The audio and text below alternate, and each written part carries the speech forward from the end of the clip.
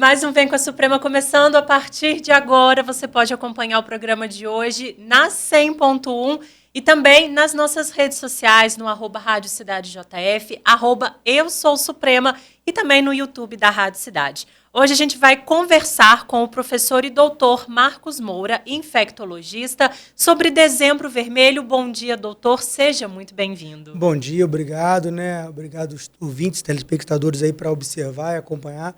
É um mês importante para a gente que trabalha na área de prevenção e infectologia, porque é um mês que a gente há 40 anos vem fazendo para tentar acabar com essa pandemia, né? A pandemia que até hoje a gente tenta buscar uma cura, uma solução, mas o bom de estar aqui esse ano é que a gente tem novidades que trazem boas perspectivas para o fim da pandemia do HIV. Maravilhoso. Vamos começar então falando sobre isso, doutor, porque é disso que a gente gosta, de novidades, de notícia boa. Quais são, então, essas novidades na campanha de Dezembro Vermelho desse ano?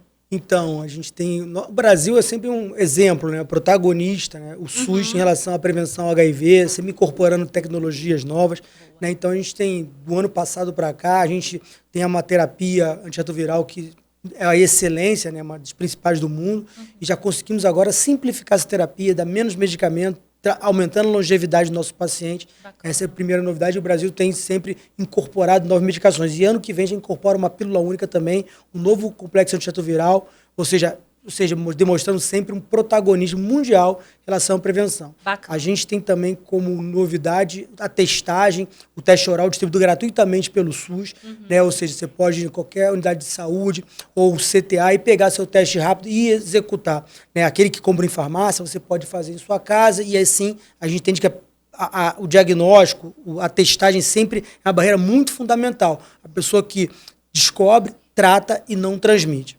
Ótimo. Outra coisa de novo também, além do PrEP, que já está aí, mas o PrEP já está aí bem disseminado. Desde 2017, a gente teve uma incorporação com outros profissionais de saúde também fazendo PrEP, enfermeiros, profissionais farmacêuticos, o que aumenta, né, a gama. Né? A gente tende a ideia, hoje a gente tem uma barreira de 150 mil pessoas em PrEP regular, mas a ideia é chegar a 500 mil pessoas no Brasil e com esses novos profissionais a gente vai conseguir. E também a Anvisa, ano passado, incorpora no seu card, ainda não no SUS, mas no serviço privado, o PrEP injetável. A gente fazia o PrEP oral, né, ou seja, prevenção, né, através de comprimidos diários ou sob demanda para a pessoa não se contaminar, eficácia acima de 98%. Legal. E agora tem injetável. Quem tiver a opção de fazer injeções periódicas, no Brasil aprovada ainda de 2 em 2 meses, mas deve ampliar em breve. E também como novidade, a gente tem a ressuscitação, né, das camisinhas, né, que era uma medida de prevenção que foi meio esquecida, as pessoas hoje não usam camisinha, mas a gente entendeu, o Ministério também incorporou as camisinhas de alta sensibilidade, disponíveis gratuitamente no SUS, e as texturizadas, ou seja, as pessoas podem retornar ao uso do preservativo, e manter a distribuição gratuita também da preservativo tradicional, que é o externo, né, que a gente fala masculino, sim, e o interno, que é o feminino. Não tem desculpa, né, doutor? Hoje a gente trabalha com mandala de prevenção, exatamente. Ou seja, cada um se identifica, escolhe sua prevenção, né? O discurso unilateral, use camisinha, faça isso, não funciona. A juventude tem muitos parceiros sexuais, os aplicativos de encontro e sexuais têm ampliado e diversificado as formas sexuais, então a gente tem que compreender que isso é uma realidade, não esquecer, fechar o olho. E aí a gente pode oferecer qualquer maneira de prevenção. A pessoa escolhe a melhor para ela e se identifica. Quando a melhor prevenção é aquela que é usada. Então você tem que se identificar em vulnerabilidade e se identificar a melhor prevenção para você. Perfeito. Doutor, para quem não sabe a diferença exata, né, de HIV, de AIDS, tem como explicar isso de uma forma fácil para o nosso ouvinte, para quem está acompanhando o programa hoje? Sim, né? Todo o problema da AIDS é o preconceito em relação a esse termo, essa palavra que todo mundo que se contamina com HIV acaba achando que está com AIDS. Meus pacientes sempre perguntam isso. É muito interessante. HIV é ter um vírus, é viver com um vírus. Como se vive com o vírus da hepatite, como se vive com o vírus da herpes, é um vírus. E a pessoa não está doente por isso. Né? No caso de HIV, tratando, ela se mantém indetectada, para de transmitir e também não fica doente. Então a gente considera que a pessoa consegue ficar vivendo com HIV, ou seja, tem uma cura clínica da doença. Né? desde que tome medicamento diariamente, assim, mesmo contexto do diabetes, hipertensão, é uma doença crônica. Exatamente. Se essa pessoa não trata, e hoje é uma coisa muito pouco frequente, né, no Brasil, né, acho que no Brasil, ano passado, tiveram 14 mil mortes por AIDS. São 14 mil pessoas que não estão em tratamento ou não sabem que tem a doença, ou chegam atrasado. Então, a ideia é que a pessoa que depois de 6 a 8 anos, ou seja, é um tempo muito longo, a pessoa começa a adoecer e aí tem as complicações associadas à imunossupressão, a perda das células de defesa dela, que no caso é o linfócito CD4. Sim. E aí, várias doenças, neoplasias, cânceres, doenças oportunistas, bacterioses, viroses, micoses, vão se instalar nessa pessoa e aí sim a gente tem um quadro de AIDS. E aí, nesse caso, eu acho que já deve ser um caso grave, doutor. Sim. Tem algum sinal para a pessoa conseguir perceber que tem alguma coisa ali que não está normal? Algum sinal lá no comecinho? Com certeza. Né, o HIV, no início, quando se infecta, é um quadro tipo uma gripe, uma mononucleose muito intensa. Pode durar um mês. Então a pessoa tem linfonodos aumentados, tem febre, mal-estar, mas isso acaba, uma amidalite, isso acaba. Então são sinais pouco específicos. E depois de 6 a 8 anos, começa um emagrecimento. E a pessoa começa a perder peso, associado à perda de peso vem a fadiga, o cansaço, que também acaba sendo muito frustro, até que se estabeleçam doenças definidoras de HIV, como infecções atípicas, né, no adulto, uma diarreia intensa, às vezes uma candidíase na boca, que a gente chama de sapinho, coisas que não são comuns, né, uma herpes zoster, ou alguma neoplasia, mancha pelo corpo, ou seja, várias doenças, não dá para saber qual exatamente, mas algumas são muito características, doenças respiratórias graves, né, como a pneumocistose, ou ainda uma encefalite, que é a mais comum, é a toxoplasmose, coisa que nas pessoas imunocompetentes não são comuns. E aí, quando a pessoa ela percebe esses sintomas, a quem ela deve procurar se ela suspeita que pode ser o vírus, por exemplo, né, doutor? Bem, a ideia é que qualquer sintoma precisa buscar atendimento médico. O problema não é a pessoa buscar, muitas vezes é o profissional de saúde solicitar o exame. Né? A gente tem um problema disso que não tem que achar um sintoma e qualificar como HIV. É fazer parte de uma testagem periódica. Qualquer paciente tem uma emergência que nunca fez o teste de HIV ou não fez no último ano, deve fazer. Então, às vezes a pessoa acaba, e o próprio profissional de saúde relaciona a orientação sexual daquela pessoa, trata com certo preconceito, escolhe quem vai fazer, idoso não faz, criança não, adolescente não faz, tem que fazer para todo mundo. Então, a gente sabe que os sintomas não são muito característicos.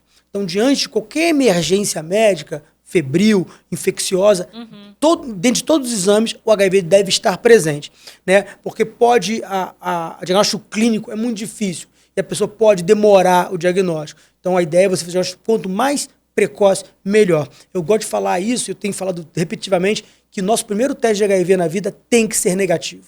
A ideia é essa. Você fazendo sempre, quando começa a vida sexual ou antes dela, a pessoa começar a fazer. E a partir daí, enquanto tiver vida sexual ativa, fazer anualmente. Né? Às vezes a gente confia muito no parceiro, na parceira, ou às vezes tem um sexo muito regular, ou é casado, ou é heterossexual, e começa a achar que isso está se protegendo. E não. Se a pessoa tem vida sexual ativa, deve fazer regularmente. E se a pessoa não quiser fazer, ou tiver uma dificuldade, é gratuito no SUS, e todo profissional de saúde deve pedir. Incluir, assim como se você pede exame de diabetes, pede exame de colesterol, o HIV deve estar presente ali. E quanto ter HIV não é bom, é óbvio que não é uma coisa que a gente não quer, mas saber e tratar é muito bom. Exatamente. E às vezes é correr atrás desse diagnóstico, perceber e fazer esse acompanhamento, né? Isso é o diferencial, né, doutor? Sim, com certeza. A pessoa deve sentir a vulnerabilidade. Né? É muito comum a gente não se coloca na doença porque a gente não sente vulnerabilidade. Mas a gente sabe, é uma frase que a gente tem falado, que alguém próximo da gente, que a gente ama, vive com HIV e a gente não sabe. Então, a ideia é que a gente faça testagem. Se eu tenho relação sexual, né, sem preservativo, e regularmente, eu tô solteiro, tô namorando, mas eu tenho, às vezes a pessoa tem um caso extraconjugal e às vezes não quer se incluir, certo? A pessoa, eu sou heterossexual, só transo com mulheres e acho que aquilo é relevante. Eu sempre transo com uma amiga ou um amigo que eu conheço, não é relevante. Eu transo sempre com essa pessoa que tem um alto padrão social e econômico, também não é relevante. Ou seja, o HIV não discrimina ninguém. Então, a gente precisa testar. Então, a testagem, ela quebra a barreira de transmissão. Você descobre, trata e para de transmitir. Perfeito. Você falou que dá para fazer isso de forma gratuita, né? Existe algum local para a gente indicar para o nosso ouvinte para fazer esse teste? Sim. Toda unidade de saúde de fora é capaz de solicitar o teste de HIV. emergências e atenção primária. Mas em Juiz de Fora tem o CTA na Rua dos Andradas, ali, né, no final da Rio Branco, que é um centro de testagem e acolhimento, né, onde as pessoas podem, de maneira, durante a semana, né, horário comercial, ir lá e voluntariamente fazer sua testagem gratuitamente. Você pode ir lá também retirar o seu teste rápido e fazer em casa sem nenhum problema. Então, a ideia é a gente conseguir ampliar a testagem, porque muitas vezes a pessoa não quer frequentar aquele lugar, ela acha que vai ficar estigmatizada, tem um certo preconceito e não entrar. Então, ela pede para qualquer profissional de saúde. Inclusive, tem teste rápido em farmácia. E os próprios, num laboratório privado, você escolheu o mais próximo, um teste, não é dos mais caros, é muito barato. Então, você vai lá e solicita o seu teste e a gente vai conseguir iniciar, fazer um rastreamento do HIV. Perfeito, doutor. E assim, para a gente quase encerrar, né, o Vem com a Suprema dessa sexta-feira, eu queria que você falasse sobre as formas de prevenção do HIV. O senhor falou sobre o uso da camisinha, que eu fiquei chocada quando você falou que ela está quase em desuso, né, assim. Queria que você falasse sobre isso, alertar também quem está ouvindo a gente, os jovens principalmente aí, por favor. Então, o maior problema do HIV e da prevenção é o preconceito, né? Você não se identificar em vulnerabilidade, consequentemente, você não medir medidas preventivas. Mas o Brasil, a mandala da prevenção que o Ministério da Saúde adota, né? Ela é extremamente importante. Ela tem a camisinha, né? E a gente tem estudos que mostram que no ensino médio, as meninas, nas relações sexuais durante o ano, só apenas 50% utilizam camisinha. E muitas vezes no contexto de gravidez, né? Não acreditando que aquilo vai prevenir de outras doenças, ou não há um discurso. Então, as pessoas mais jovens acabam excluindo isso, por não entender ali a importância, como se um DIU fosse o grande problema. Né? A gente tem os idosos também que são excluídos da prevenção, a gente esquece que a longevidade tem aumentado a vida sexual das pessoas, e como a pessoa acaba se colocando em vulnerabilidade, por não entender que ST tem relação, ou os profissionais de saúde não conversam sobre sexualidade nos idosos, e acabam eles também ficando muito vulneráveis. Então a gente poderia usar camisinha, a gente pode usar o PEP. O PEP é para um acidente, também gratuitamente pelo SUS, mas a pessoa pode escolher se quer fazer com um médico privado ou no SUS. Isso também não é, às vezes a pessoa acha que só faz isso no SUS. Não, pode fazer Explica um pouquinho mais sobre privado. o PEP pra gente, doutor. O PEP é uma prevenção pós-exposição. É quando a pessoa acaba tendo uma exposição por um acidente biológico, pérfuro cortante, né, uma agulha, uma seringa contaminada, ou após uma relação sexual, que pode ser uma violência sexual, ou uma relação ser consentida, que é muito frequente. A pessoa está tendo uma relação com uma parceira e realmente a camisinha se fura, esquece a camisinha e tem aquela relação, mas o parceiro tem uma sorologia desconhecida, né? Isso é bom falar, porque a gente acha que conhece ele, mas a gente não sabe os exames dessa pessoa, né? E aí ela pode buscar uma emergência, aqui em Juiz de Fora é no HPS, e solicitar o PEP. E aí vai fazer um tratamento por 28 dias e uma eficácia também acima de 95% para o HIV. Se essas relações sem preservativo são frequentes, a pessoa está em vulnerabilidade, né? Ela é a pessoa que tem muitos parceiros, não quer usar camisinha, usa pouca preservativo ou esquece, né? Esse grupo ele pode prevenir pré-exposição, que é o PrEP. E aí a ideia dessa pessoa é tomar medicamento regularmente para quando tiver, né, sexo não dá hora, não marca agenda, né? Então a pessoa pode utilizar esse medicamento e toda vez que tiver uma relação ela já está protegida. Uma eficácia também acima de 95%. E esse PrEP, ele pode ser feito diariamente ou pode ser feito sob demanda, ou seja, vou ter relação sexta-feira, 2 horas antes da relação, tomo o medicamento e se previne. É só pegar a orientação com o seu médico, infectologista. Também, serviço público e privado. Os medicamentos antirretrovirais são gratuitos. Então, a pessoa pode ir lá e vai na farmácia da prefeitura, ou do estado, ou do município, e pega o seu medicamento, mas ela pode optar em ter um serviço mais sigiloso, um serviço privado, ou com o médico que ela escolher. Ok? Isso é o PrEP. E a novidade do PrEP, que no serviço privado apenas ainda tem o injetável, que a pessoa tem mais autonomia de não esquecer as drogas. Ela faz uma injeção, que é a base de cabotegravir, ela vai tomar esse medicamento de 2 em 2 meses e vai se prevenir. A eficácia é muito alta também.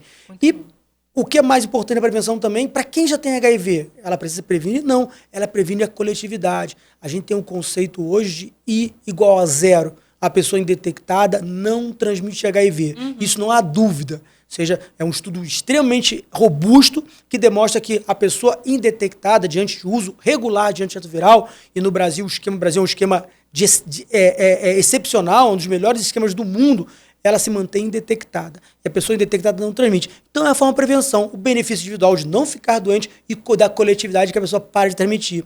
Com essas ferramentas, algumas cidades estão demonstrando uma redução tão grande que já se planeja o fim da pandemia de HIV para 2030. Ou seja, vamos usar exemplos europeus, tudo bem, a gente pode entender que lá tem, mas as cidades que não adotam o PrEP, né, e a terapia como uma coisa de extrema importância ou de prioritária, elas têm dificuldade em controlar HIV. Mas cidades que estabelecem como critério de predominância esse modelo, têm eliminado. São Paulo demonstrou na última década uma redução de 50%. Que legal. Mas o grande problema ainda é o preconceito, o estigma do HIV e a capilarização. A gente tem que levar informação e ferramentas para o interior também, onde alguns nichos, a pandemia de HIV ainda é muito concentrada em grupos. Pessoas que fazem sexo com homens, jovens têm se contaminado muito. Por quê? Não tem informação ou não tem acesso à prevenção. Mas a gente sabe que o PrEP, a pessoa de 15 anos, mantendo o seu sigilo, ela pode procurar e executar. Basta ter um critério, basicamente, é ter 15 anos e acima de 35 quilos. Né? Não há um critério específico, não precisa saber qual é a orientação sexual, nem o estilo de vida. E sim, a pessoa se considerar vulnerável para realizar o PrEP. Isso é muito importante. Então, a gente precisa levar a informação e as ferramentas para longe dos grandes centros, onde no grande centro é muito triste uma pessoa que mora em Juiz de Fora, que tem acesso ao PrEP privado, o público tem prevenção e se contamina ainda. Ou seja, há uma lacuna aí na informação. Então tem que ser a prioridade da gestão pública levar essa informação em todos os municípios. E, consequentemente, isso vai levar a uma redução gradativa e sim o fim da pandemia do HIV. Não sei se aqui no Brasil até 2030, mas é o meu sonho viver o fim dessa pandemia. É uma boa estimativa, né, doutor? E a gente está aqui fazendo esse trabalho para tentar chegar lá em 2030, né? Sim, todo dia, né? Todo mundo. As doenças sexualmente transmissíveis, elas são surtos. Todo mundo tem sua responsabilidade com isso. A gente tem que entender que ela pode chegar a gente em algum momento por um parente, um amigo, ou por nós mesmos, em uma situação de fragilidade, né? Ela não escolhe, ela não tem preconceito. O vírus não tem preconceito a nada, só a gente. Perfeito. Fechamos o Vem com a Suprema com essa aula do doutor e professor Marcos Moura, representando muito bem a Suprema nesse dia de hoje. Professor, muito obrigada pela sua presença. Parabéns pelo trabalho também. Muito obrigado pela oportunidade. Imagina. Vem com a Suprema volta próxima sexta-feira, 8h30 da manhã. E daqui a pouquinho a gente volta para fechar o Acorda de hoje.